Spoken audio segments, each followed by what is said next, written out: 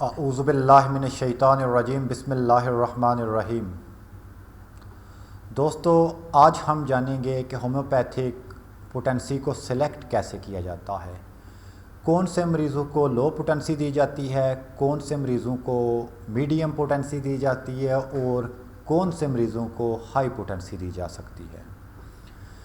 کیونکہ یہ کافی tough field ہے، اس میں بہت کم وضاحت کی گئی ہے، جس کی وجہ سے ہمارے کافی دوست جو ہیں وہ پریشان نظر آتے ہیں کہ پوٹنسی سلیکٹ کیسے کرنی ہے۔ بعض کتابوں میں تو بس اتنا لکھ دیا گیا کہ مریض کی نوعیت کے مطابق یا اس کی وائٹل فورس یا اس کی امیونٹی کے مطابق پوٹنسی سلیکٹ کریں، لیکن اس کی ہاتھرہا وضاحت نہیں کی گئی۔ ہم آپ سے اپنے کلینیکل ایکسپیرینس اور اپنے نالج کو شیئر کرنے کے لیے یہ ویڈیو آپ کی خدمت میں پیش کر رہے ہیں کہ تاکہ آپ کو اس چیز کا نالج ہو جائے کہ پوٹنسی سلیکٹ کیسے کرنی ہے۔ دوستو، سب سے پہلے ہم اس کو 3 کیٹیگریز میں تقسیم کریں گے۔ بات کو شروع سے اینڈ تک دیکھیں تاکہ کوئی پوائنٹ آپ مس نہ کریں۔ آپ کا 1 منٹ جو ہے، 1 منٹ توجہ کا فار لائف ہے، لہذا گزارش ہے کہ کوئی پوائنٹ مس نہ کریں۔ اس میں ہم 3 پوائنٹ دے رہے ہیں۔ فرسٹ، کلاسیفیکیشن آف پیشنٹ، یعنی کہ مریضوں کی گروپ بندی۔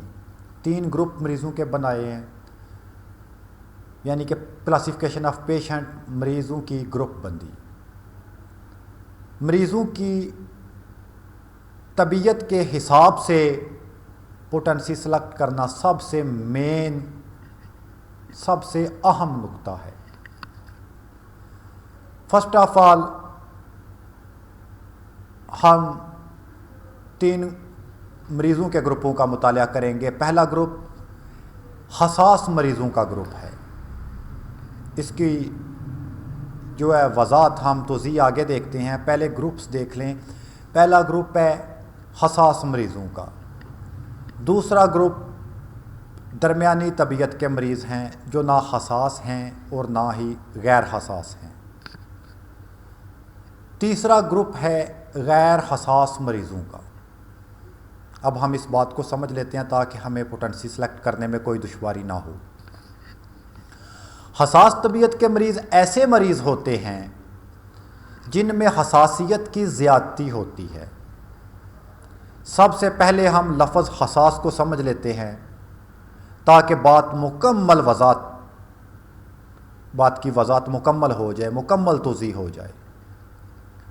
دوستو، حساس لفظ کا مادہ ہے حس، یعنی ایسے مریض جن کی حسی قوت بڑھی ہوئی ہوتی ہے یا زیادہ ہوتی ہے، ایسے مریض کو ہم حساس طبیعت یا حساس مزاج کا مریض بھی کہتے ہیں۔ دوسرے لفظوں میں ایسے بھی کہہ سکتے ہیں کہ حساس طبیعت مریض وہ مریض ہوتے ہیں جو بیماری، موسم، گرمی، سردی، بات چاہے تنزیہ ہو یا خوشامدیہ ہو، اسے بہت جلدی محسوس کر لیں۔ جو جتنی جلدی بات کو محسوس کرے گا، جتنی جلدی اس کا اثر قبول کرے گا، وہ اتنا ہی حساس ہوگا۔ یعنی حساس طبیعت یا حساس ذہن کی وجہ سے ماحول سے بھی جلد متاثر ہوتے ہیں، بات چیت سے بھی زیادہ متاثر ہوتے ہیں۔ یہ وہ لوگ ہوتے ہیں جو ذہنی محنت کرنے والے ہوتے ہیں، دفتری کام کرتے ہیں، پڑھائی لکھائی کرتے ہیں، شاعری کرنے والے ہوتے ہیں، ادیب ہوتے ہیں، سائنسدان ہوتے ہیں،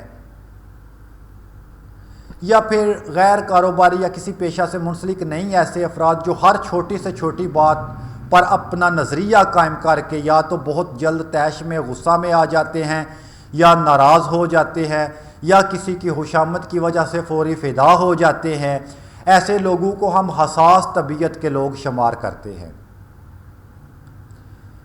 یہ اپنی حساس طبیعت کی وجہ سے دعا کی انتہائی قلیل سے قلیل مقدار سے بھی متاثر ہوتے ہیں۔ ایسے مریض جو کسی نہ کسی الرجی کا شکار ہوتے ہیں، ان کا شمار بھی حساس مریضوں میں کیا جاتا ہے۔ یہ دعا کی قلیل مقدار سے بھی متاثر ہو کر اس کے اثر کو قبول کر لیتے ہیں، وہ محسوس کر لیتے ہیں، ان میں علامات جو ہیں وہ محسوس کرنی شروع کر لیتے ہیں، ایسے مریضوں کو دعا قلیل مقدار یعنی ہائی پوٹنسی میں دینی چاہیے۔ یہ تو تھا پہلا گروپ حساس مریضوں کا۔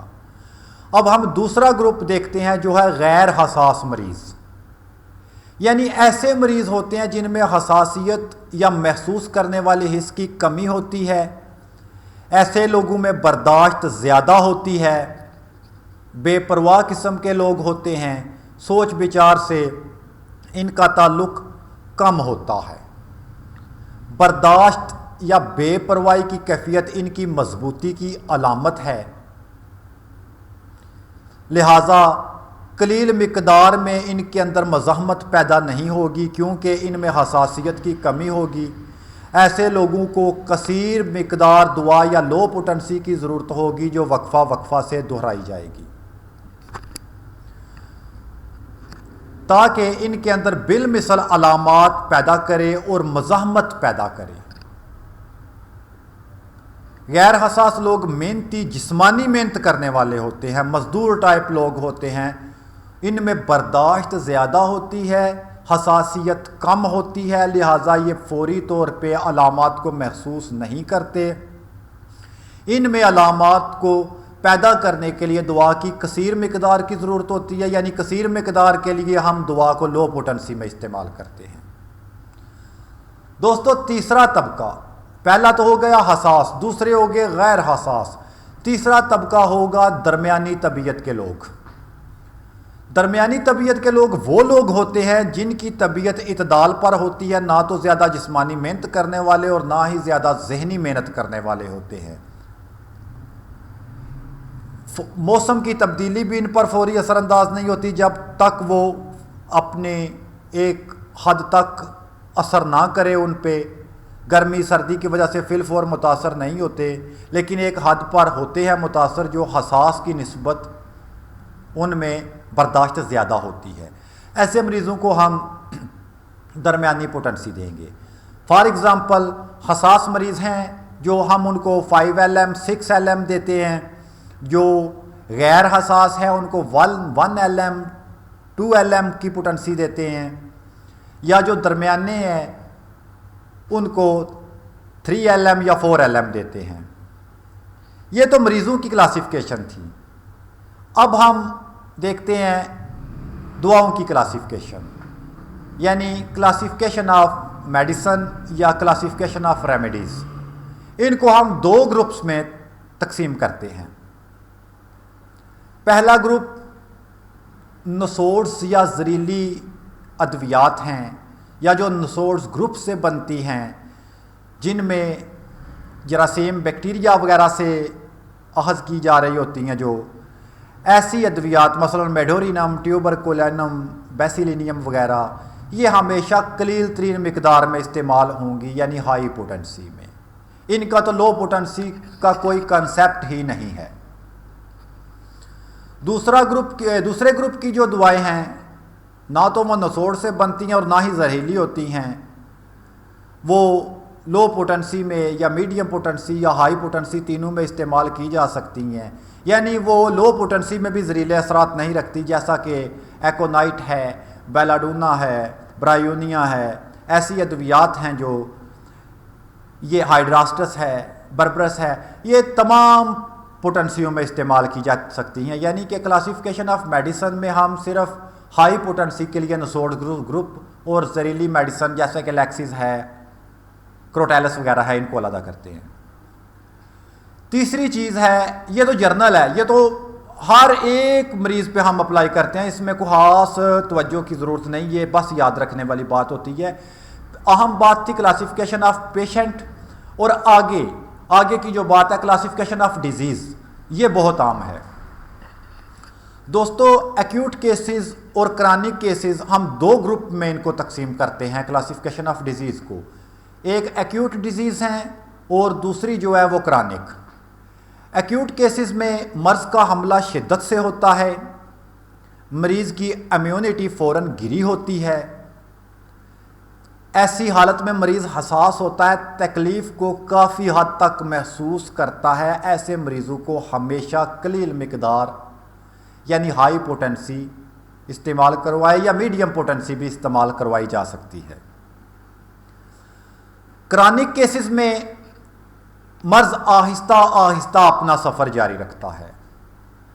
مریض کو بعض اوقات بیماری کا علم ہی نہیں ہوتا، اس کو ٹیسٹ سے پتہ چلتا ہے، پیتھالوجیکل ٹیسٹ کرواتے ہیں ہمیں پتہ چلتا ہے کہ مریض کو فلاں مرض ہے۔ مریض مرض کو محسوس نہیں کرتا، یعنی اس کی حس ادراک نہیں کرتی۔ ایسے مریضوں کا علاج ہمیشہ لو پوٹنسی سے کیا جاتا ہے یا جا سکتا ہے۔ یعنی خلاصہ اس کا ساری بحث کا یہ ہے کہ کلاسیفیکیشن آف پیشنٹ یعنی حساس مریض، غیر حساس اور درمیانی طبیعت کے، کلاسیفیکیشن آف ڈیزیز یعنی ایکیوٹ کیسز اور کرانک کیسز، حساس مریضوں میں ہائی پوٹنسی، غیر حساس مریضوں میں لو پوٹنسی، درمیانی طبیعت والوں میں میڈیم یا درمیانی پوٹنسی۔ کلاسیفیکیشن آف ڈیزیز میں ایکیوٹ کیسز میں ہائی پوٹنسی، کرانک کیسز میں لو پوٹنسی سے علاج شروع کیا جاتا ہے، اور کلاسیفیکیشن آف میڈیسن میں جو ہے وہ نسورس ہے جو ہائی پوٹنسی میں ہوگا، باقی جو ہے تمام پوٹنسیوں میں استعمال کی جا سکتی ہیں۔ میں نے اپنی ساری بحث میں L M potency 50 ml scale کا تذکرہ کیا۔ میں نے 30، 200، 1 MCM یا 3x ڈیسیسیمل اسکیل کا تذکرہ اس لیے نظر انداز کیا کہ فاؤنڈر آف ہومیوپیتھی نے ان دونوں اسکیلوں سے بہتر اسکیل 50 ml اسکیل کو پایا۔ اس لیے میری مکمل بات